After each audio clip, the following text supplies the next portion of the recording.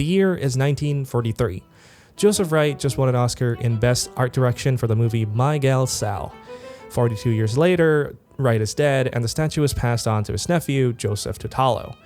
29 years later, Tutalo auctions it off through Bear Brook Auctions and is bought by a man named Nate Sanders for a total of $79,200. Everything seems to be going well, but after a while, all three parties get hit by a giant lawsuit from the Academy. Why? Well, because by the early 1950s, there were a bunch of Oscar statuettes floating around in the market for thousands of dollars that anyone could buy. The Oscars started off small. I mean, the first ever event took place in a hotel. It gained popularity by the 40s, but that's all. The reputation came as the industry itself started snowballing and it became a global phenomenon. So in 2026, like any winner would think twice before trying to sell their statue. The prestige doesn't only make it desirable, but also keeps it from being commodified. Most people who got sued by the Academy for selling a statue were their heirs, people that inherited it from members of their family. Whatever the reason might be for selling it, it's in the Academy's best interest to not let it slide. So, in 1951, they came up with a handful of bylaws to protect the copyright related to the Oscars, one of which was to protect the sale of the statue itself. In their own words, award winners shall not sell or otherwise dispose of the Oscar statuette, nor permit it to be sold or disposed of by the operation of law, without first offering to sell it to the Academy for the sum of $1. This provision shall apply also to their heirs and assigns of Academy Award winners who may acquire a statue by gift or bequest. Now, coming back to the case, Nate Sanders, the buyer of the statue, put up a fair fight, arguing that Joseph Wright won the statue in 1943, whereas the bylaw only came into effect 8 years later. Besides, it's not even Wright who sold it, it was his nephew, and to retroactively apply a law to a winner, let alone to their heir, is just outlandish. Also saying that the law itself acts as an unfair restriction upon the winner who, in essence, owns the award presented to them. The Academy is now shaking. I mean, the case made by Sanders seems reasonable. The heir shouldn't be bound to the laws of something that they didn't themselves agree to. But the example that the Academy brought up after this would give them a massive leg up. They cited a case from June 1959 involving a company called Nadell & Co., who had just ordered a batch of Kraft's fruit salad. While in transit, a temperature change caused the jars to freeze up and later expand the lids, damaging them in the process. The contents, however, were perfectly fine. Nadell signed an agreement stating that they were required to remove the contents from the Kraft jar and sell them under different containers, could be different brands, doesn't matter. Ben Ross, a manager at Nadell at the time, sold the entire batch to a man named Viscara under the same condition, and Viscara did confirm that he will repackage the contents and sell them under his own brand. So far, so good. Except in November, Ross, who is no longer an employee at Nadell, went ahead and bought a portion of the fruit salad, still in the original damaged packaging, with the intention to sell them to another party. The Kraft brand was still attached to them, which is why he later got sued and lost the case. The ruling was based on the principle that Ross already knew about the conditions before he bought the fruit salad from Viscara, and so it was his responsibility as well. The Academy drew the parallels with their own case because Nate was actually a well-known figure in the auction market and had managed to sell over like 30 statues before this case.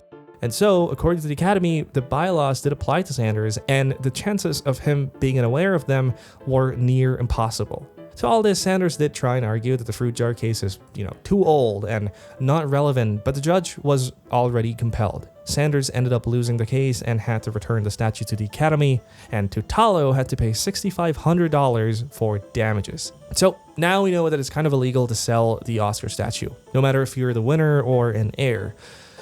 But have you seen Citizen Kane? Because Orson Welles won Best Original Screenplay for it in 1941. He obviously died, well, not because he won the Oscar. He died in 85, and his daughter, Beatrice Welles, who was supposed to be the heir, claimed that she couldn't find the statue. Like, it's gone, nowhere to be found with Mr. Welles' belongings.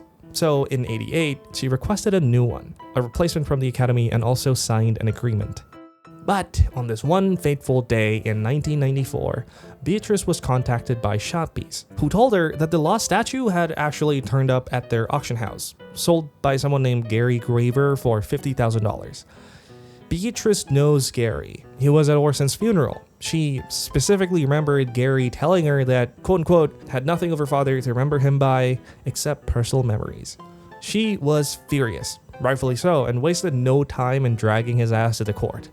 Turns out, Gary was a good friend of Orson and claimed to have gotten the statuette as a gift from the man himself, a token of their friendship. See, Orson was a complicated man. He loathed everything that the Oscars represented. Matter of fact, he never even attended the event in person. It essentially had no value to him. So it's hard to say if he actually gave the statuette away to Gary or not, but the chances aren't zero. Orson and Gary were working on a film together in '74 called The Other Side of the Wind, and they had used the statuette as a prop. And Orson at some point said to Gary, "Here, keep this," as he handed him the statue. But that was 20 years ago, and because it's hard to verify the legitimacy of these claims, the ruling favored Beatrice's case. Now it's 2001, and financially, Beatrice isn't doing very well because of her animal welfare work and other stuff, so it's time to sell one of the statues. But what about the agreement? She's not allowed to sell the statues.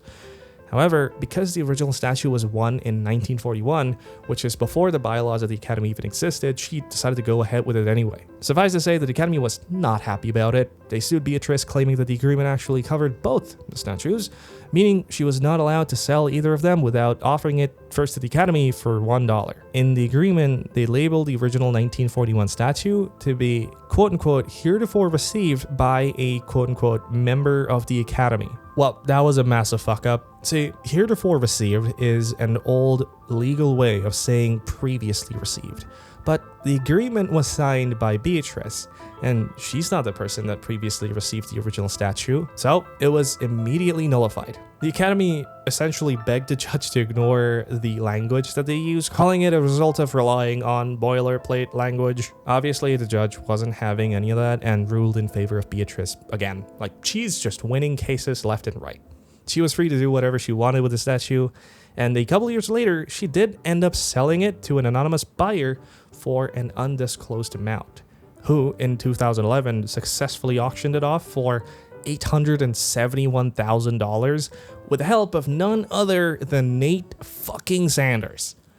So hold on, this is exactly the same situation as Joseph Tutalo, who not only lost the case but also had to pay like $6,500 in penalty.